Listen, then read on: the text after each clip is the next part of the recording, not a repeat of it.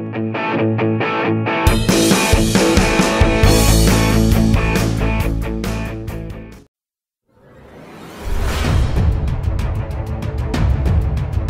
tahun lalu, pelatih legendaris Jose Mourinho pernah melontarkan kritik pedas terhadap timnas Indonesia setelah laga persahabatan antara Chelsea dan Indonesia All-Star pada tahun 2013.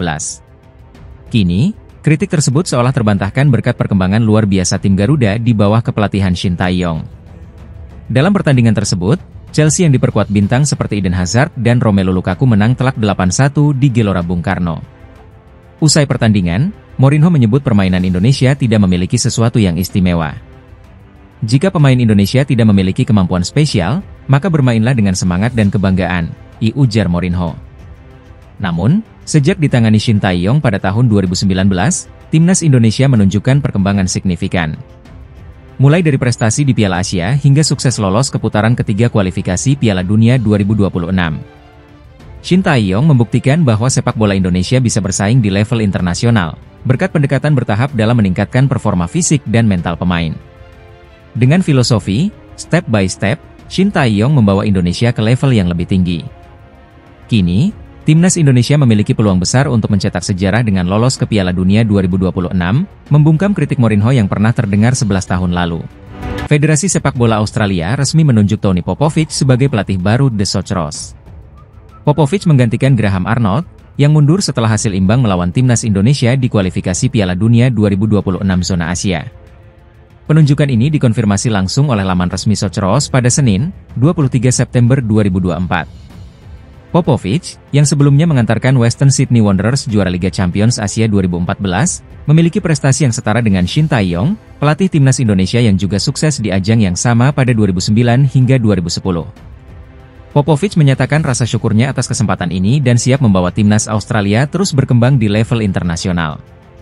Dalam pernyataannya, ia memahami betul tanggung jawab besar yang datang dengan posisi tersebut. Saya yakin dengan bakat yang kami miliki, kami bisa membuat Australia bangga di panggung internasional.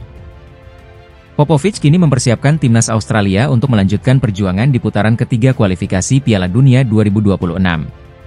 Kita nantikan bagaimana Popovich membawa Socceroos menuju kesuksesan berikutnya. Timnas Indonesia harus siap mental menghadapi tantangan baru saat bertandang ke Bahrain dalam laga ketiga Grup C kualifikasi Piala Dunia 2026 zona Asia. Ancaman kali ini bukan hanya dari lawan di lapangan, tetapi juga dari teror sinar laser yang bisa mengganggu fokus para pemain.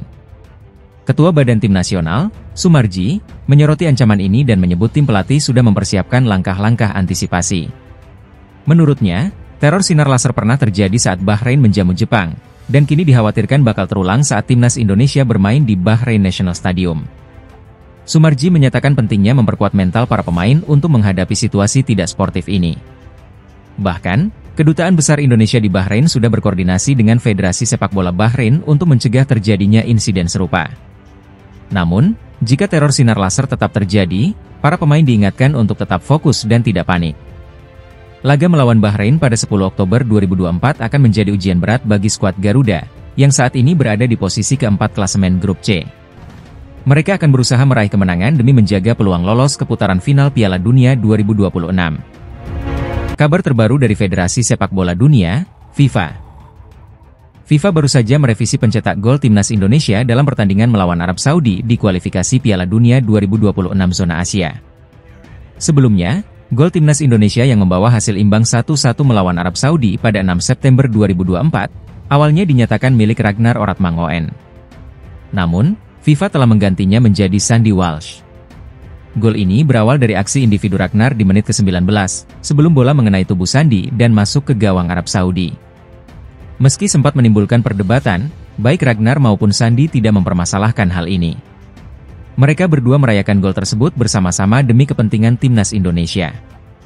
Dengan hasil imbang ini, Indonesia kini mengoleksi 2 poin dan berada di peringkat keempat Grup C. Timnas Garuda akan bersiap menghadapi laga berikutnya melawan Bahrain pada 10 Oktober 2024 dan Cina pada 15 Oktober 2024. FIFA baru-baru ini mengungkapkan penurunan peringkat Australia usai ditahan imbang oleh timnas Indonesia di putaran ketiga kualifikasi Piala Dunia 2026 zona Asia. Pada laga yang berlangsung September ini, skuad Garuda sukses menahan Australia dengan skor 0-0, setelah sebelumnya menahan imbang Arab Saudi 1-1. Hasil positif ini membawa timnas Indonesia naik 4 peringkat di ranking FIFA, menduduki posisi ke-129 dunia. Sementara itu, Australia mengalami nasib buruk, kehilangan hampir 27 poin FIFA akibat hasil imbang melawan Indonesia dan kekalahan 0-1 dari Bahrain. Mereka kini turun ke peringkat 25 dunia, menjadikan mereka tim paling merugi pada jeda internasional ini. Menambah kejatuhan mereka, pelatih Australia, Graham Arnold, secara mengejutkan mundur dari posisinya setelah dua hasil buruk ini. Australia kini menghadapi tantangan berat di laga selanjutnya, dengan menghadapi Cina dan Jepang pada Oktober mendatang. Timnas Indonesia resmi mendapat hadiah dari FIFA usai tampil impresif dalam dua laga kualifikasi Piala Dunia 2026 zona Asia. Skuad Garuda berhasil menahan imbang Arab Saudi dan Australia, yang menghasilkan tambahan poin dan peningkatan peringkat FIFA. Setelah menahan Arab Saudi 1-1 di Jeddah dan Australia 0-0 di Jakarta, Indonesia mendapatkan tambahan 15,44 poin. Dengan tambahan ini, Timnas Indonesia resmi naik 4 peringkat dari posisi 133 ke 129 dunia, seperti yang diumumkan FIFA pada Kamis, 19 September 2024. Peningkatan ini membuat Indonesia semakin jauh dari rivalnya, Malaysia, yang berada di peringkat 132, kini tertinggal 3 posisi di belakang skuad Garuda. Timnas Indonesia selanjutnya akan melakoni dua laga penting di kualifikasi Piala Dunia pada bulan Oktober mendatang. Skuad Garuda dijadwalkan menghadapi Bahrain pada 10 Oktober dan Cina pada 15 Oktober, dengan harapan bisa meraih poin lebih banyak lagi. Timnas Cina, yang dilatih oleh Branko Ivankovic, menghadapi tantangan berat jelang laga melawan Timnas Indonesia di kualifikasi Piala Dunia 2026 zona Asia. Dua kekalahan beruntun dari Jepang dan Arab Saudi memperburuk situasi di dalam tim. Cina kalah telak 0-7 dari Jepang di laga pembuka, dan kembali takluk 1-2 dari Arab Saudi. Kekalahan ini tidak hanya memicu kritik publik, tetapi juga membuka konflik internal antara pelatih Branko Ivankovic dan manajer tim, Zheng Zi. Media Korea Selatan, Best Eleven, melaporkan bahwa Zheng Zi marah besar ketika Ivankovic menolak saran untuk mencadangkan pemain Bram Abdueli pada laga melawan Arab Saudi. Ketegangan ini semakin memanas setelah para pemain Cina dikabarkan meragukan taktik yang diterapkan oleh Ivankovic. Cina kini dalam situasi yang genting, dengan konflik internal dan tekanan dari publik yang menuntut Ivankovic mundur. Persiapan yang kacau membuat laga melawan Timnas Indonesia dan Australia menjadi krusial. Kekalahan dalam pertandingan berikutnya, termasuk melawan Timnas Indonesia, bisa menjadi akhir dari karir Ivankovic sebagai pelatih Cina. Timnas Indonesia siap memanfaatkan situasi ini untuk mendapatkan poin penting. Bek Timnas Indonesia, Justin Hubner, memberikan tanggapan tegas terhadap sindiran netizen Malaysia, yang mengungkit kemenangan Timnas Malaysia atas Indonesia 5 tahun lalu. Sebuah akun netizen Malaysia, Onevot Balem, menyayangkan Timnas Australia tidak belajar dari Malaysia bagaimana mengalahkan Timnas Indonesia. Mereka bahkan mengunggah video kemenangan 3-2 Malaysia di Gelora Bung Karno. Merespon sindiran tersebut, Justin Hubner, melalui akun Instagram pribadinya, memberikan balasan tajam. Beberapa negara harus menerima kenyataan bahwa mereka tidak lagi berada di level kita, tulis Justin. Timnas Indonesia kini menjadi satu-satunya negara dari ASEAN yang berhasil lolos ke putaran ketiga kualifikasi Piala Dunia 2026. Skuad Garuda berhasil menahan imbang Timnas Arab Saudi dan Australia dalam dua laga pertama grup C. Netizen Malaysia mungkin masih mengungkit kemenangan di masa lalu, namun kenyataannya, Indonesia kini sedang bersiap menghadapi tantangan lebih besar, termasuk melawan Jepang pada November mendatang.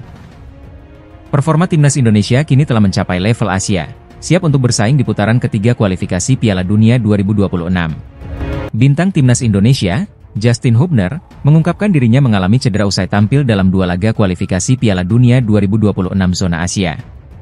Meski berhasil menahan imbang Arab Saudi dan Australia, Hubner harus menghadapi tantangan lain. Berikut laporan selengkapnya. Timnas Indonesia sukses menahan imbang Arab Saudi 1-1 dan Australia 0-0 pada dua laga awal kualifikasi Piala Dunia 2026.